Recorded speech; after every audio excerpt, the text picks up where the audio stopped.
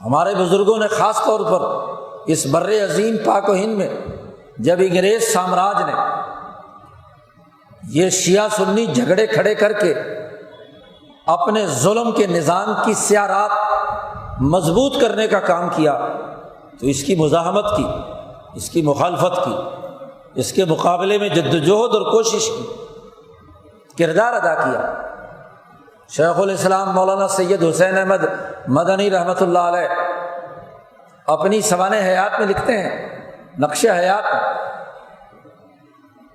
کہ میں دیوبند سے کلکتہ جا رہا تھا کسی جمعیت علماء ہند کے کسی سیاسی جلسے کے تناظر میں، تو راستے میں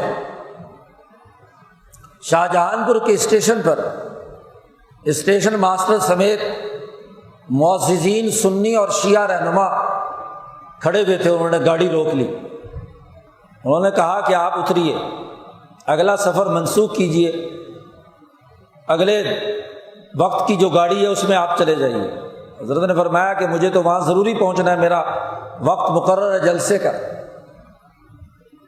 تو معززین نے کہا کہ بات یہ ہے کہ شہر میں شیعہ سنی جھگڑا عروج پر ہے، کوئی مناظرے بازی کا ماحول گرم، اسٹیج جم چکا ہے، آج کے دن فرقہ وارانہ دونوں طرف سے مناظر موجود ہیں، اور خطرہ یہ کہ تصادم ہو، لڑائی جھگڑا ہو تو بہت بڑا نقصان ہوگا۔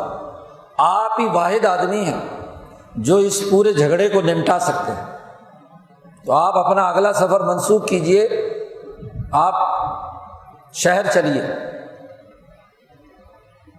لوگوں نے مجبور کیا تو حضرت مدنی رحمۃ اللہ علیہ کہتے ہیں میں اترا، ان کے ساتھ چلا گیا۔ شہر میں بڑی کشیدگی، جھگڑے، منافرت، ایک دوسرے کو قتل کی دھمکیاں، پورے عروج پر جھگڑا ہے۔ سنی بھی اشتعال میں ہے اور شیعہ بھی۔ حضرت مدنی رحمۃ اللہ علیہ فرماتے ہیں معاملہ ایک اور بھی تھا کہ سنیوں کی طرف سے جو مناظر بن کر آئے وہ ہمارے ہی ایک بزرگ تھے دیوبند کے، مظاہر علوم سہارنپور کے سرپرست، میرے بھی بزرگ تھے۔ اب ان سے براہ راست جا کر بات کرنا بڑا مسئلہ تھا، لیکن میں نے اللہ سے دعا مانگی کہ اے اللہ اس مسئلے کو حل کرا دے، جھگڑا ختم ہو۔ تو حضرت سیدھے پہلے شیعوں کے اسٹیج پر پہنچے جہاں مناظر تقریریں کر رہے تھے۔ مجمع تو شیعہ سنی دونوں درمیان میں، دونوں طرف اسٹیج لگے ہوئے ہیں۔ حضرت وہاں پہنچے، حضرت نے ہاتھ جوڑے عوام کے سامنے کہ یہ وقت لڑائی جھگڑے کا نہیں ہے، اس وقت تم غلام ہو۔ انگریز جب قتل کرتا ہے تو یہ نہیں دیکھتا کہ تم میں سنی کون ہے اور شیعہ کون ہے، وہ تو یہ بھی نہیں دیکھتا کہ تم میں سے مسلمان کون ہے اور ہندو کون ہے، وہ تو دیکھتا ہے ہندوستانی ہے، اس دھرتی کا رہنے والا ہے۔ تو وہ گورا تو تمہیں اڑا دیتا ہے۔ تحریک آزادی عروج پر ہے، حکومت کی چونیں ہل رہی ہیں۔ آزادی کی اس تحریک کے موقع پر یہ جھگڑا کھڑا کرنا یہ غلط۔ ہمیں تو اس وقت ضروری ہے آزادی اور حریت کے لیے کہ نہ صرف شیعہ سنی متحد ہو بلکہ ہندو مسلم بھی متحد ہو۔ یہاں کے تمام حریت پسند اپنی آزادی کی جدوجہد میں انگریز سامراج کے مقابلے پر آئے، اور میں سنیوں کی طرف سے معافی مانگتا ہوں، معذرت کرتا ہوں، اس لیے مہربانی کرو اس مناظرے کو ختم کرو۔ اور یہاں سے جا کر پھر سنیوں کے اسٹیج پر بھی حضرت نے یہی کہا، دونوں جگہ پر تقریر کی، دونوں کے مؤسسین کو بلا کر، اور جو بزرگ مناظرے کے لیے آئے تھے ان کو بھی سمجھایا کہ یہ وقت مناظروں کا نہیں ہے، یہ وقت تو آزادی اور حریت کا ہے۔ آپ کے اس عمل سے نقصان ہوگا تحریک آزادی کو، اور یہ سارا جھگڑا شیعہ سنی جو یہاں پیدا کیا گیا ہے یہ یہاں کے فرقہ پرستوں کی طرف سے۔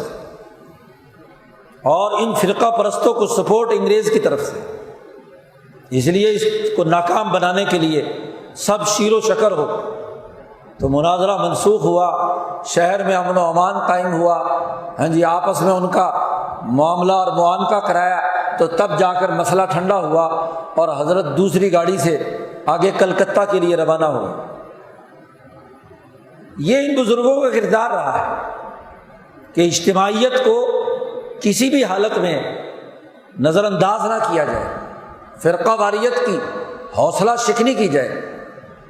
یہ جلسے جلوسوں کے لائسنس سب سے پہلے شیعہ اور سنیوں کو انگریز سامراج نے دیے، ورنہ ہر آدمی اپنی اپنی عبادت گاہ میں جو مرضی کرے۔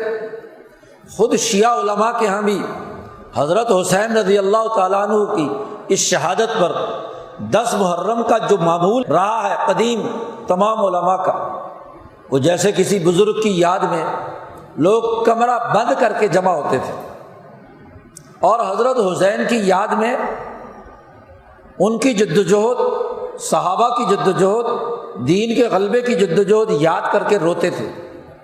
بس اتنا سا ماتم تھا، سر پیٹنا، مار دھاڑ کرنا، سینہ کو بھی کرنا، یہ تو حضور صلی اللہ علیہ وسلم نے منع فرمایا۔ شیعوں کی تمام کتابوں میں لکھا ہوا ہے یہ بات کہ ماتم اس طریقے سے کرنا کہ جو اذیت پہنچانے کا معاملہ ہو یہ ناجائز ہے۔ خود نبی اکرم صلی اللہ علیہ وسلم نے فرمایا کہ جب کوئی آدمی مردے پر اس طریقے سے نوحہ کرتا ہے، روتا پیٹتا ماتم کرتا ہے، تو اس مردے کو اذیت پہنچتی ہے۔ تو کبھی سچے علماء نے یہ کام نہیں کیا، اور یہ سنی صوفیاء اور علماء کے ہاں بھی رہا کہ اپنے کسی بزرگ کی وفات کے زمانے میں اس دن جمع ہو کر اس بزرگ کے اقوال یاد کرتے تھے، ان کی تقریریں اور خطابات سنتے تھے، بس اس سے زیادہ کچھ نہیں۔ یہ انہیں سڑکوں پر نکال کر لائسنس دیے گئے، شیعوں کو لائسنس دیا کہ امام حسین کی یاد میں جلوس نکالو۔ 1905 سے پہلے جلوس اس بر عظیم پاک و ہند میں حضرت حسین پر کبھی نہیں نکلا۔ مصر کا ایک وہ حکمران جس کی حکمرانی کو لوگ نہیں مانتے تھے، اس نے ایک دفعہ صرف جلوس نکالا اور اگلے سال وہ بھی بند ہو گیا۔ یہ جلسے جلوس کہاں سے تھے؟ اور پھر جب شیعوں کے اس عمل پر سنیوں نے اعتراض کیا تو ان کو کہا لو بھی تم بھی جلوس کا لائسنس لے لو، دفاع صحابہ کا جلوس تم نکالا کرو، تم دفاع صحابہ کے نام پر جلوس کا لائسنس لے لو، تم امام حسین کے نام پر جلوس کا لائسنس لے لو۔ اور جان بوجھ کر جلوس کے راستے وہ منتخب کیے گئے کہ شیعوں کے لیے جو سنیوں کے علاقے سے گزرتے ہیں تاکہ جھگڑا ہو، اور وہاں کسی سنی کو پیسے دے کے اس پہ پتھراؤ کرو، جھگڑا کھڑا ہو گیا۔ اور دفاع صحابہ کی ریلی کے لیے جو لائسنس دیا گیا وہ شیعوں کے علاقے سے دیا گیا، اور کسی شیعہ کو کھڑا کر کے وہاں پتھراؤ کر دو تو جھگڑا ہو گیا کہ جی دیکھو انہوں نے صحابہ کی توہین کی ہے۔ پھر اس سے بھی مسئلہ حل نہیں ہوا اور سچے علماء نے اس کی مزاحمت کی تو تبرہ کرنے کے لیے کرائے کے مولوی دونوں طرف سے مل گئے۔ جی کوئی ادھر سے تبرہ کے نام پر لا یعنی گفتگو کرتا ہے، کوئی ادھر سے تبرہ کے نام پر فضول اور لغو باتیں کرتا تھا کہ جھگڑا پیدا ہو۔ یہ ڈیوائڈ اینڈ رول کی سیاست ہمیشہ انگریز سامراج نے اس خطے میں پیدا کیا۔ دنیا کے کسی ملک میں اس طرح کے جلوس اور جھگڑے نہیں ہوتے، ایران میں بھی نہیں ہوتے۔ قومیں جب غلام ہوتی ہیں تو غلامی کے زمانے میں ان کی اپنی اصل تعلیمات پس پش چلی جاتی ہیں۔ یہاں تو مقابلے کی ضرورت تھی طاغوت کی، یہاں تو مقابلے کی ضرورت تھی آزادی اور حریت کی، یہاں تو ضرورت تھی اپنی اجتماعیت کے ساتھ اپنا سسٹم درست کرنے کی۔ جی انگریز سامراج سے آزادی تو ہم نے اس لیے حاصل کی تھی، سب نے مل کر، شیعہ بھی تھے، سنی بھی تھے، سب نے مل کر، ہندو بھی تھے، سکھ بھی تھے، یہاں کے اس خطے کے حریت پسند تمام لوگ تھے جنہوں نے آزادی کی جنگ لڑی۔ تو کیا اس لیے کہ وہی انگریز کے زمانے کا ڈیوائڈ اینڈ رول کا سیاسی نظام جاری رہے؟